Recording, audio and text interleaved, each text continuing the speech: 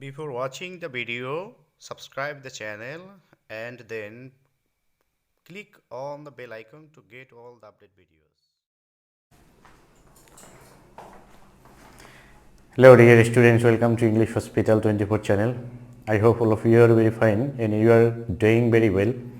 You are also studying for your HSC examination, which will be held after some days or after some weeks or after this Ramadan vacation. So you need to be prepared for your HSC examination and you should solve the board question of your English grammar from where you will get most of the items common. And in this YouTube channel you will get all types of video lesson of your English grammar, and you will get some shortcut techniques by which you can be benefited and you can prepare yourself correctly, properly and completely. And in my previous lectures I told you what are the modifying words and what are the parts of speech which are used as modifiers, and today's lesson I will show you how you can apply those shortcut techniques and those rules I described in my previous lecture. And I have selected a board question from your HSC English grammar, and by solving this I will show you how much easier and how it is easy for you and why you cannot solve. I will show you all the reasons behind your weakness. So before going to enjoy this lesson, I would like to invite you to subscribe the channel and keep the bell button on so that you can get all the update video lesson at first in your notification. So let's see. Here I have written a passage which came in your HSC examination. By this passage I will show you what are the techniques you can apply in your examination hall. First you should go through this passage, or you should read this passage carefully. Like most of the people in this country do not know the importance of English. In fact, it is an dash language and we are living in a dash village. So if you know English, here is gap, you can communicate with rest of the world. It is surely an important element of our skill. Without the knowledge of English, with proper understanding, you can't complete higher studies because most of the books are written in English. Poor knowledge of English will also hamper your development. In short, if you do not have a good command of English, you will suffer of your life. So don't waste your time and try to learn English from today. So we have understood that this passage is about the importance of English or importance of learning English. First sentence is most of these people in dash country use possessive to pre-modify the noun. Here country is noun and you need to use a possessive case or a possessive pronoun to pre-modify this noun country.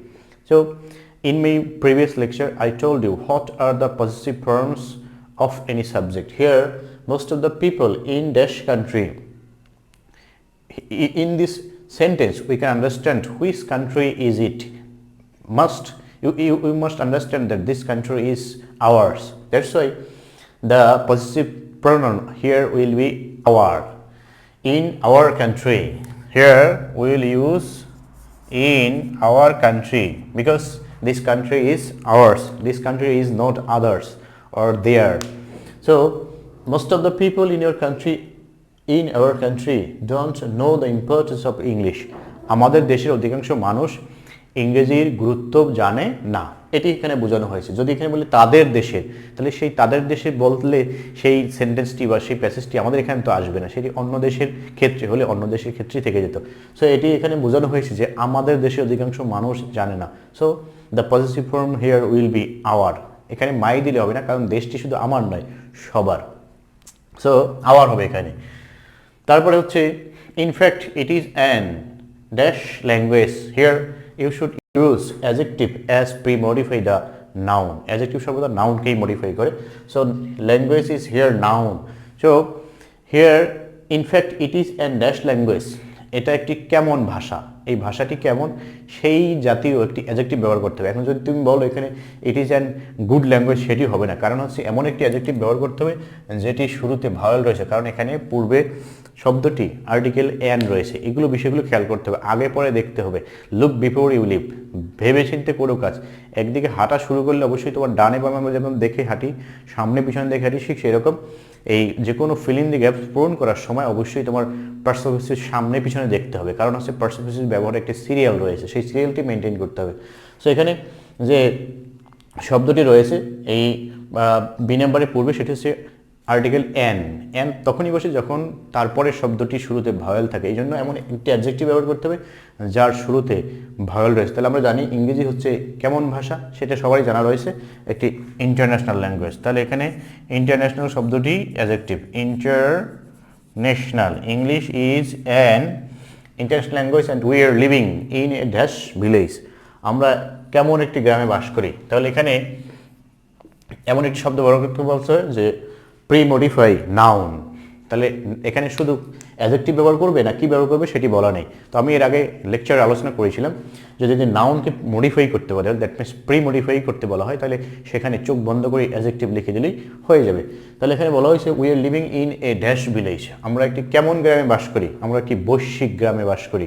সেটি হলো বর্তমানে এই প্যাসেজটি দ্বারা বোঝা যায়। আমরা একটি সুন্দর গ্রামে বাস করি, আমরা একটি গ্রিন বা বিউটিফুল নাইস গ্রামে বাস করি, সেটি এখানে কিন্তু বোঝানো হয়নি। এখানে বোঝানো হয়েছে যে আমরা একটি বৈশ্বিক গ্রামে বাস করি। এই বিষয়গুলো তোমাকে বুঝতে হবে। এখন এখানে একটি অ্যাডজেক্টিভ দিলেই হয়ে যাবে, সেই অ্যাডজেক্টিভটি কোনটি দিবে সেটি যদি তুমি পুরো প্যাসেজটি পড়ে না বুঝতে পারো তাহলেও সেখানে তোমার মিস্টেক হওয়ার সম্ভাবনা রয়েছে। সো এখানে আমরা বুঝতে পেরেছি যে এখানে যেটি হবে সেটি হচ্ছে গ্লোবাল ভিলেজ, গ্লোবাল ভিলেজ, যে we are living in a global village, আমরা একটি বৈশ্বিক গ্রামে বাস করি। So if you know English adverb, adverb use adverb to post modify the verb. Adverb দিয়ে অ্যাডজেক্টিভ অথবা ভার্বকে মডিফাই করা যায়। সো এখানে there is no adjective, here no is verb and this adverb will post modify the verb. If you know English, যদি তুমি ইংরেজি জানো, কীভাবে জানো, সঠিকভাবে, সেটি তোমাকে এখানে বা সম্পূর্ণভাবে সেটি এখানে তোমাকে লিখতে হবে।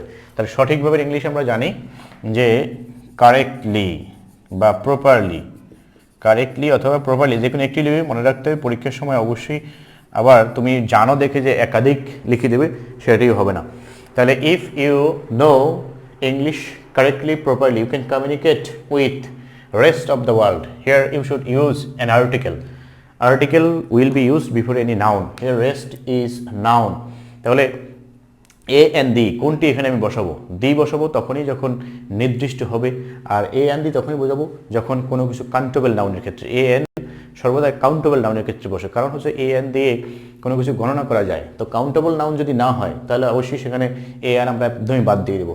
তাহলে এখানে রেস্ট অফ দ্য ওয়ার্ল্ড, পৃথিবীর অন্য অংশে বা বাকি অংশে, অন্য স্থানে, তাহলে এটি তো গণনা করার মতো নয়, তাহলে এখানে এ অ্যান্ড ব্যবহার হবে না। তাহলে আর্টিকেল যেটি ব্যবহৃত হবে সেটি হচ্ছে the rest of the world. তাহলে with the rest of the world. আরেকটি জিনিস তোমার এখানে মনে রাখতে হবে, এটি আর্টিকেলের ক্ষেত্রে যদি শব্দের পরে অফ থাকে তার পূর্বে দি বসে, এটি হলো আরেকটি শর্টকাট টেকনিক। তাহলে with the rest of the world it is surely an important element of hour noun adjective. That means আরেকটি নাউন ব্যবহার করতে হবে two pre modify any noun. Use noun to pre modify the noun. তাহলে এখন একটি noun ব্যবহার করবে, তাহলে বলছে এটি একটি গুরুত্বপূর্ণ উপাদান আমাদের কিসের দক্ষতার জন্য। তাহলে আমরা এখানে একটি ভাষার সম্পর্কে আলোচনা করছি, তো এখানে ভাষার কথাই লেখা যায়। তাহলে two dash skill, language, language skill. তাহলে element of our language skill বা কমিউনিকেশন স্কিল দিলেও হবে। It is surely an important element of our language skill, ওর এখানে আমরা অন্য যে শব্দ ব্যবহার করতে পারি কমিউনিকেশন স্কিল, যে এটি আমাদের যোগাযোগের খুব দক্ষতার একটি উপাদান, অথবা ভাষার যে দক্ষতার একটি উপাদান, সেটি দিলেও হয়। তবে এখানে ল্যাঙ্গুয়েজ স্কিল দেই অথবা আমরা যোগাযোগেরটা দিলে মনে হয় আরও বেশি ভালো হয়, যেহেতু এর আগে আমরা বৈশ্বিক গ্রামের কথা বলেছি। তাহলে important element of hour communication skill, communication skill, এখানে কমিউনিকেশনটাই সবচেয়ে বেশি ভালো মিলবে। তাহলে ইট is surely an important element of hour communication skill, এটা আমাদের যোগাযোগের দক্ষতার জন্য একটি অত্যন্ত গুরুত্বপূর্ণ একটি উপাদান। Without the knowledge of English with proper understanding, সঠিকভাবে বুঝে ইংরেজির জ্ঞান ছাড়া ইউ ক্যান নট কমপ্লিট, তুমি সম্পূর্ণ করতে পারবে না। তাহলে হায়ার স্টাডিজ, কার উচ্চতর পড়াশোনা? তোমার। তাহলে এখানে যে পসেসিভ ফর্মটি ব্যবহার করতে হবে সেটি হচ্ছে তোমার। তাহলে ইয়োর হায়ার স্টাডিজ বলছে ইউ ক্যানট কমপ্লিট, তুমি সম্পূর্ণ করতে পারবে না। কার হায়ার স্টাডিজ? যেহেতু পসেসিভ ফর্ম ব্যবহার করতে বলছে, কার হায়ার স্টাডিজ? তোমার। তাহলে ইউ শব্দের পসেসিভ ফর্ম হচ্ছে you cannot complete your higher studies because most of the books are written in English, poor knowledge of English will also hamper your. তাহলে এখানে নাউন অ্যাডজেক্টিভ ব্যবহার করতে বলা হয়েছে, দ্যাট মিনস আরেকটি নাউন ব্যবহার করবে যেটি ডেভেলপমেন্ট নাউনটিকে আবার মডিফাই করবে। তাহলে এখন এখানে ডেভেলপমেন্ট শব্দটি নাউন, এখানে কোন নাউনটি মিলালে আমাদের প্রপারলি ইউজ হবে সেই বিষয়টি তোমাকে চিন্তা করে বের করতে হবে। তাহলে বলা হয়েছে যে English will also hamper, poor knowledge of English will also hamper your dash development, কি উন্নয়ন? তাহলে অবশ্যই ল্যাঙ্গুয়েজ, ভাষাগত ডেভেলপমেন্ট, ভাষাগত উন্নয়নটাকে তোমার বাধাগ্রস্ত করবে, অথবা যোগাযোগের যে উন্নয়ন সেটি বাধাগ্রস্ত করবে। তাহলে এখানে আমরা ভাষাগত বিষয়টা ব্যবহার করলেই সবচেয়ে ভালো হয়, ল্যাঙ্গুয়েজ ডেভেলপমেন্ট। তাহলে ইংরেজির সামান্য জ্ঞান বা অযথার্থ পুয়ার নলেজ, যেটি একটি সামান্য জ্ঞান, উইল অলসো হ্যাম্পার, ক্ষতিগ্রস্ত করবে, বাধাগ্রস্ত করবে ইয়োর তোমার ড্যাশ ডেভেলপমেন্ট, ল্যাঙ্গুয়েজ ডেভেলপমেন্ট, ভাষাগত উন্নয়নকে বাধাগ্রস্ত করবে। ইন শর্ট, সংক্ষেপে, if you don't have a good command of English, যদি তোমার ইংরেজির উপরে ভালো নিয়ন্ত্রণ না থাকে, দক্ষতা না থাকে, ইউ উইল সাফার, তুমি সাফার করবে। Prepositional phrase, use prepositional phrase. Another name of prepositional phrase is adverbial phrase of your life, তুমি তোমার জীবনে সাফার করবে। তাহলে প্রিপোজিশনাল ফ্রেজ ব্যবহার করতে হবে। প্রিপোজিশনাল ফ্রেজ সাধারণত প্রিপোজিশন এবং আর্টিকেল দিয়ে শুরু হয়। তাহলে তুমি সাফার করবে তোমার জীবনে, তোমার জীবনের পরিণামে সাফার করবে, আমরা সেটি ব্যবহার করে থাকি। সাফারের পরে সাধারণত পরিণাম কথাটি ব্যবহৃত হয়। তাহলে ইন দ্য লং রান, এটি হচ্ছে ইন দ্য লং রান, এই যে প্রিপোজিশন দিয়ে শুরু হয়েছে। So this is prepositional phrase or adverbial phrase.